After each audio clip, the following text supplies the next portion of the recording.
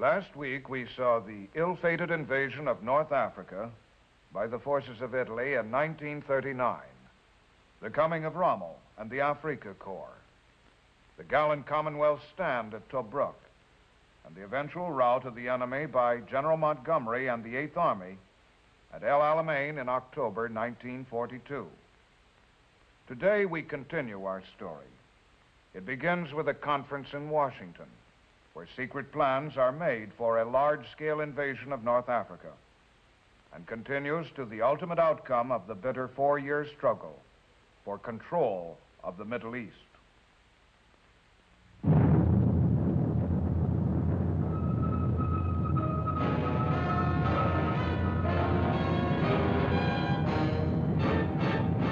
The United States Army presents The Big Picture, an official report produced for the armed forces and the American people.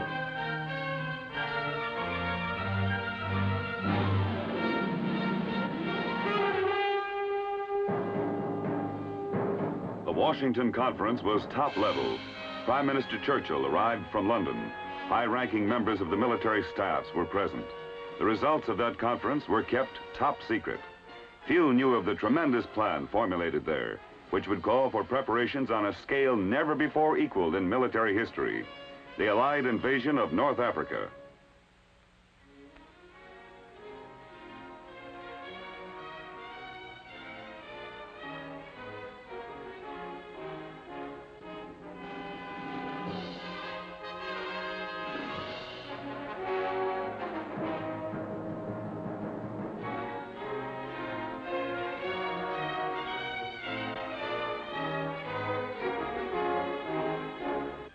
There were 123 days in which to get ready.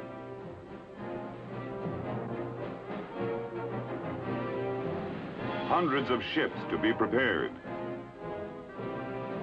Ships armed and loaded with some 700,000 items of equipment.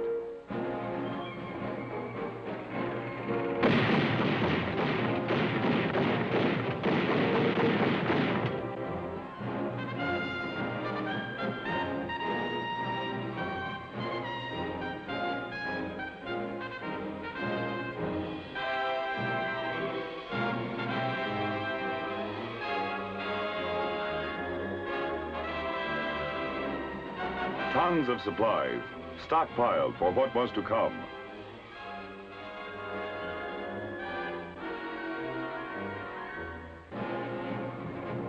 Vast numbers of troops suddenly found themselves engaged in intensive training.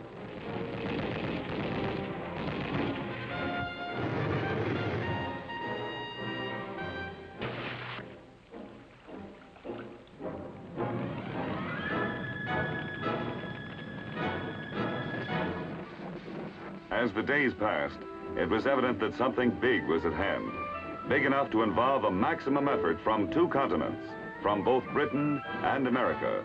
But what?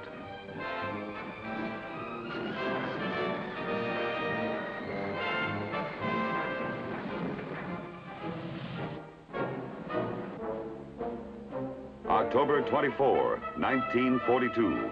While the British Eighth Army was smashing Rommel and the Germans at El Alamein, a vast troop convoy set sail from American ports.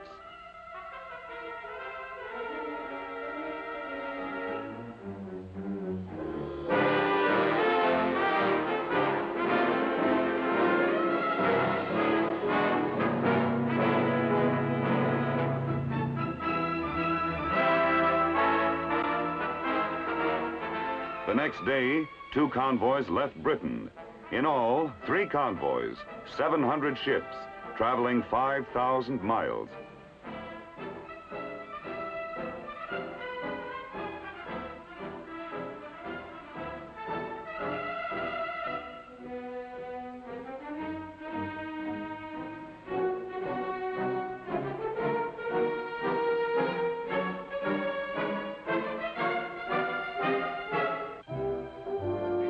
As yet, the men aboard the convoys had no inkling of the scope of their undertaking.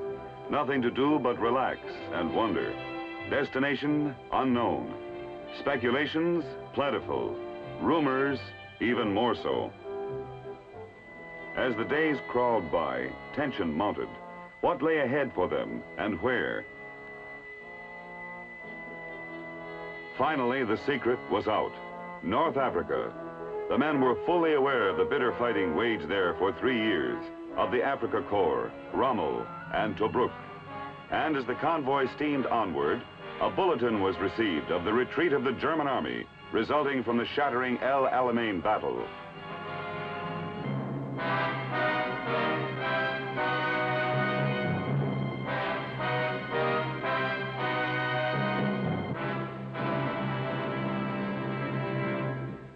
The plan, invasion. The objective, rout the Axis powers from North Africa. The invasion was to be made hundreds of miles west of El Alamein at 3 points: Casablanca, Oran, Algiers. General Mark Clark had previously landed in Algeria to confer with French officers. General Henri Giraud would lead the Free French forces. The entire operation was under the command of General Dwight D. Eisenhower, appointed by the Joint Chiefs of Staff. At 3 a.m. on November 8th, the convoys converged west of Gibraltar. The events planned 4 months ago were about to become history. Now, everything depended upon taking the enemy by surprise. Lieutenant General George S. Patton, Jr. speaks. Soldiers and sailors, it is not known whether the French African army will contest our landing. But all resistance, by whomever offered, must be destroyed. However, when any of the French soldiers seek to surrender, you will accept it and treat them with the respect due a brave opponent and future ally. This was Casablanca, the northwest corner of Africa. H hour. The invasion began. The ensuing events now in the hands of fate.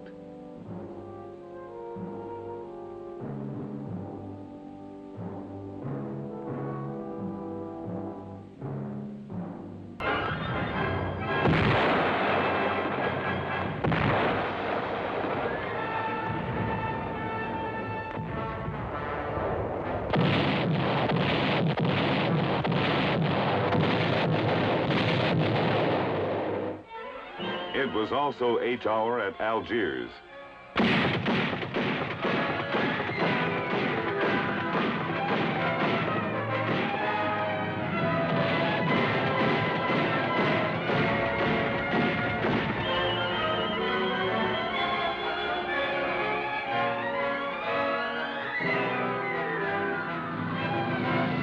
Planes based at Gibraltar flew over to give extra insurance for the success of the operation.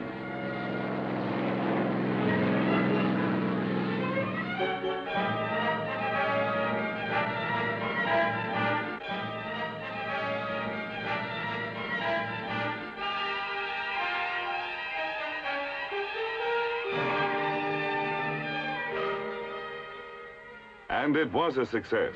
Opposition in Algiers was slight. In a short time, it was in Allied hands. Oran, H hour. Here the paratroops went into action.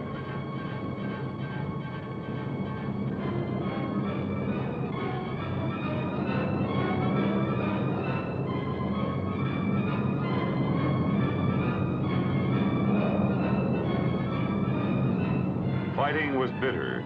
But after 2 hard days, troops of the enemy Vichy French capitulated. Oran was taken. 2 down, 1 to go. But at the Atlantic port of Casablanca, there was trouble. The Vichy French Navy still fought for the Axis. Fighting on the water was heavy. Allied guns pounded the port and the Vichy fleet. The battle lasted for 5 grueling days.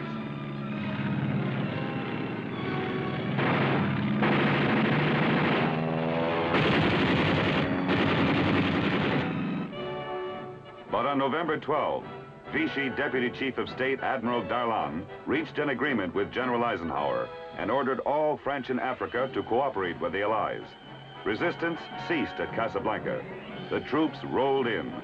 Of the prisoners taken, none seemed to be very popular with the civilians. The greatest invasion in military history was a success. The enemy had been taken by surprise. The first phase in the Allied invasion of North Africa was over. In addition to General Eisenhower, the British First Army was commanded by General Anderson. The French troops were under General Giraud. The next step, move east swiftly. Time was precious.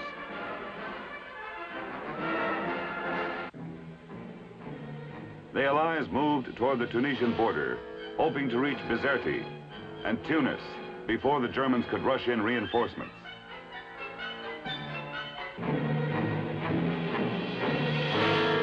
We pushed on, despite all but impossible roads and shoddy railroad facilities.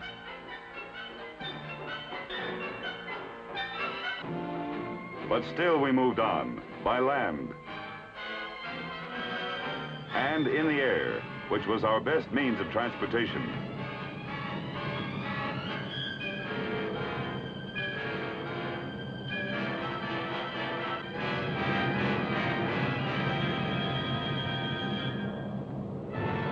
And it was by air that the German forces struck back.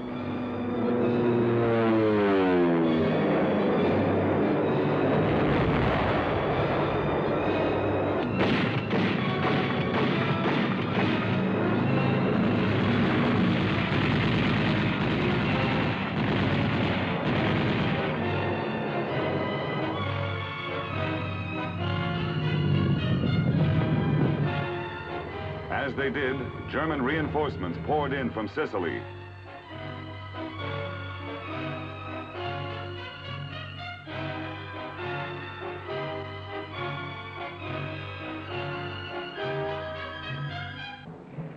November 18, the Allied advance guards entered Tunisia. Our line of supply was now 500 miles long.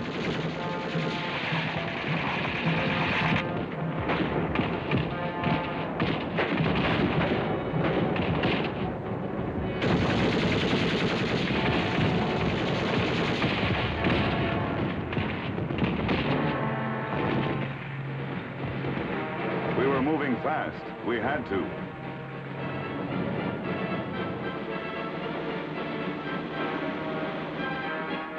By November 22, the town of Beja was reached. Mejaz al-Bab, the terrain became more and more precarious.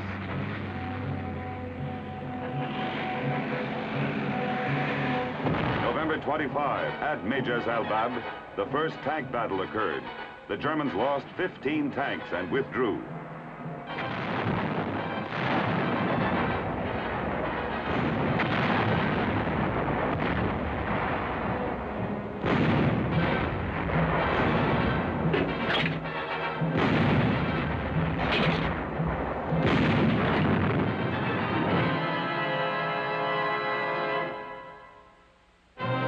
They moved back to the mountain approaches in the northern tip of Tunisia.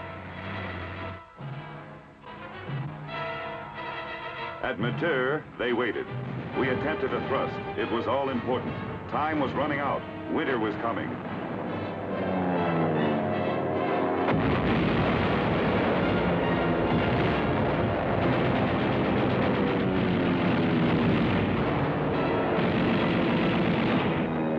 This time, we failed. The Germans were too strongly emplaced.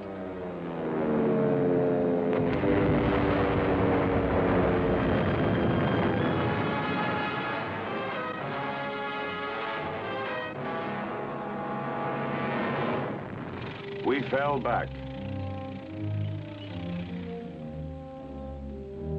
The Tunisian front was now stabilized on a line running north and south from Mejaz al-Bab.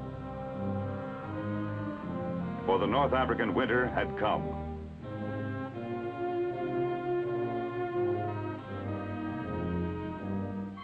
The war bogged down in a morass of mud. Hopes for a lightning victory in North Africa were forgotten.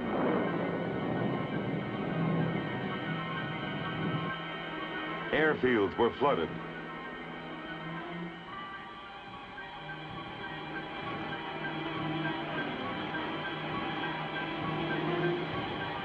Bad roads became worse. With the line stabilized, the war became a waiting game.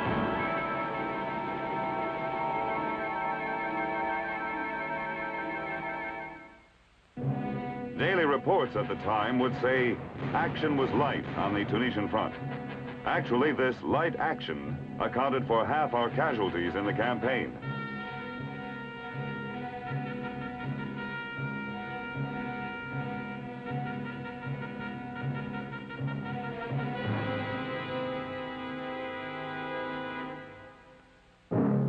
During this time, patrols were sent out continuously.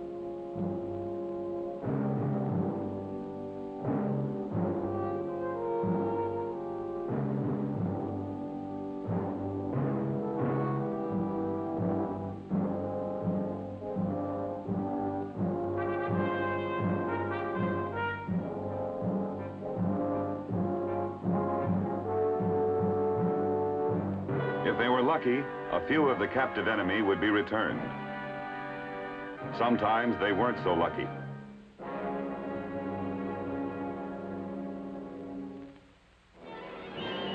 In the clouds, there was more activity. In a single week, Allied planes destroyed 241 enemy aircraft. We lost 89.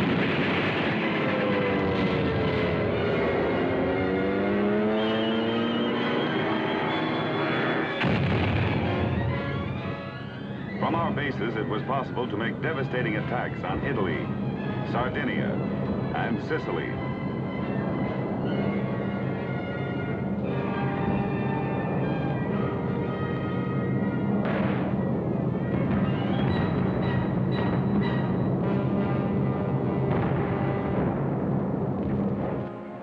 But the main activity during this lull was the Battle of Supply. Both sides girded themselves. The British 8th Army was racing west from Libya to meet us. In Tunisia, the winter would soon be over. The crucial struggle loomed ahead.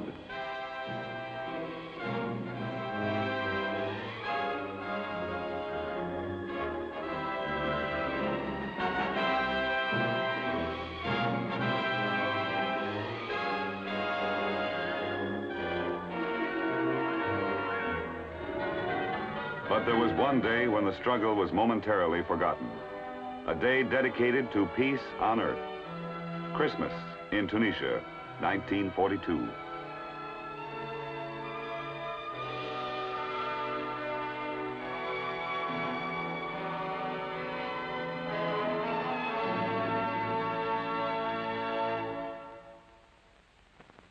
January 14, 1943.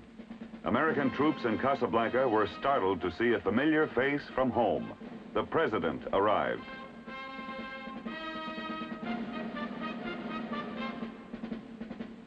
And Prime Minister Churchill came.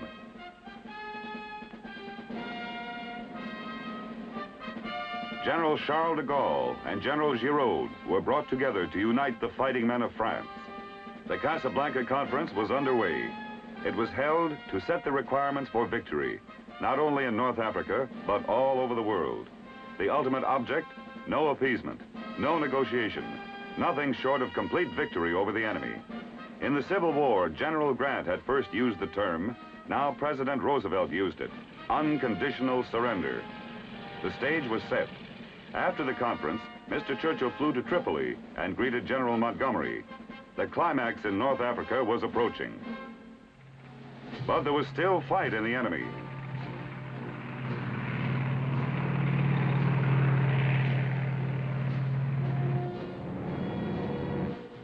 The veteran 21st Panzer Division attacked, and German armor overran the Kasserine Pass. However, infantry and artillery support from the 9th and 34th Divisions, plus British units and bombers, stopped the Germans and drove them back through the pass. Though a setback to the Allies, there was something gained. The troops became, in General Eisenhower's words, battle-wise and tactically efficient. It was the last Nazi offensive in Africa.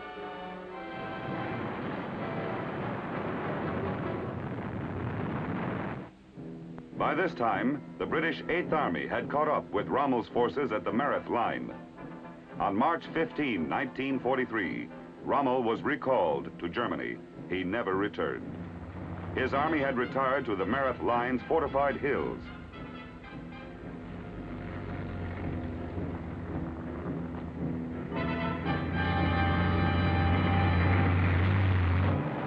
With the Americans at Magnassi and the French to the south, Montgomery kept up a pounding assault on the line to divide Axis reserves.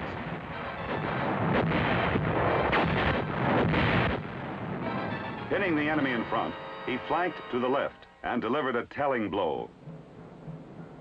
The New Zealanders moved on this flank. The 4th Indian Division circled the rear.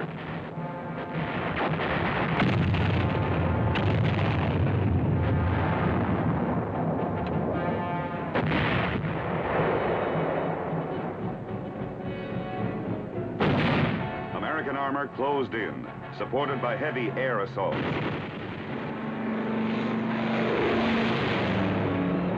And the Merethe Line cracked. The Nazis abandoned the field with the light armor on their heels.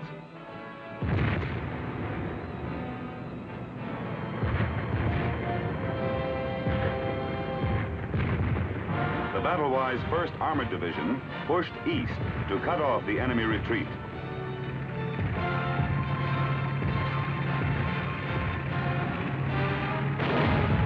General Patton saw them close on the enemy flank.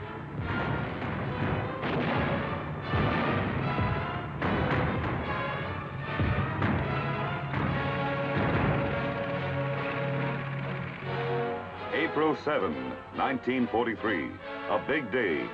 British patrols met advance guards of the American 2nd Corps on the Gab Road. Thus, Allied lines were linked. Now the British 8th could be supplied from North African ports, and troops could be shuttled along the entire Tunisian front.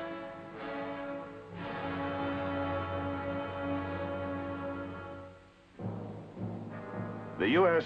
2nd Corps, under General Bradley, moved north to the Beja Road, which ran to Bizerte. The end was in sight.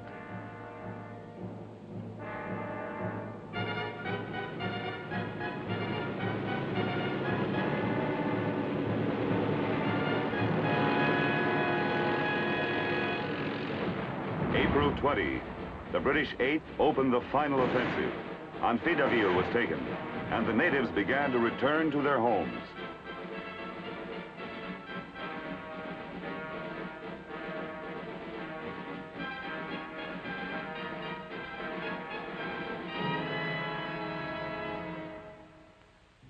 Relentlessly, the Allies pushed onward to Bizerte and Tunis.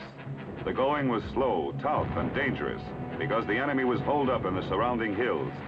Key positions often changed hands several times before the German defenders were forced to fall back. Hill after hill was stormed or flanked in bitter fighting. Our big attack was at Jabal Tahent, Hill 609. It was a main enemy position. On April 28 and 29, the enemy laid down a heavy mortar fire, and we replied with artillery as we attempted to storm the heights. The going was rough. On May 1, we took Hill 609. The plan for victory in the northern tip of Tunisia had been likened to a cylinder, a machine to compress the enemy until he was destroyed. The compression was about to show results. Swiftly, one by one, the towns on the road to Tunis and Bizerte fell. Matur, Massacolt, Ferryville. There was no stopping the Allied push now. The enemy found themselves forced into a pocket from which there was no escape.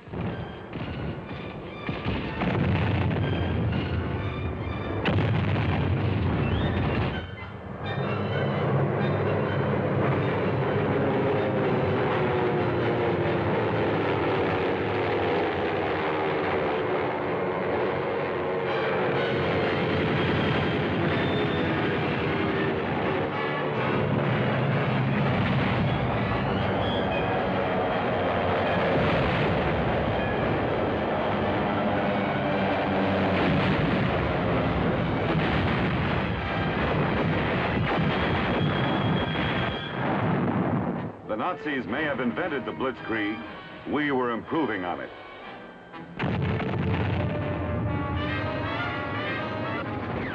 The armor forged ahead. Tanks broke through enemy lines. On May 7, 1943, the Germans were surprised by the Allied arrival outside Tunis. There was no organized resistance.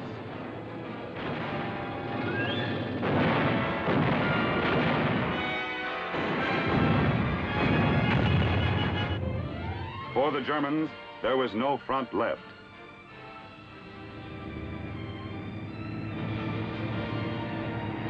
The town of Tunis was turned into a carnival. The streets were so full of crowds and celebrations, traffic could hardly move.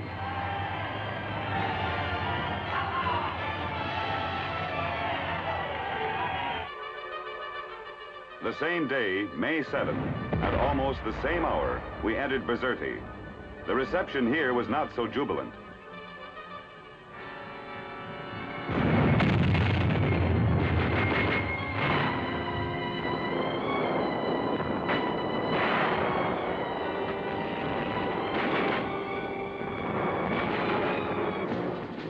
Hitler had ordered his troops to fight to the last cartridge, but there was no fight to the finish. Still fond of parades and brass bands, they marched in. Total, wholesale surrender. Among the 267,000 prisoners taken were 14 German and 4 Italian generals.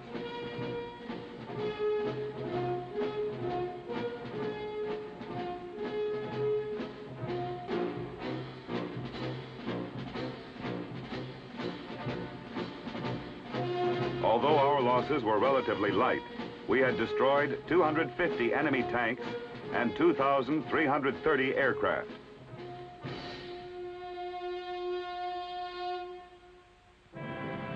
Now Air Marshal Tedder launched a furious assault upon Italian islands off the Tunisian coast. By June 13, the last ones were taken. The conquest of North Africa was complete.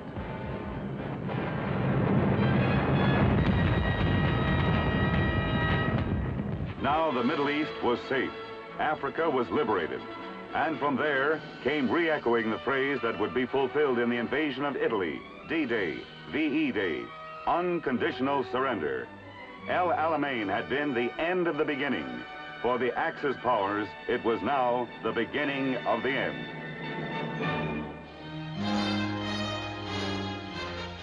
The Big Picture is an official report for the armed forces and the American people. Produced by the Army Pictorial Center. Presented by the Department of the Army in cooperation with this station.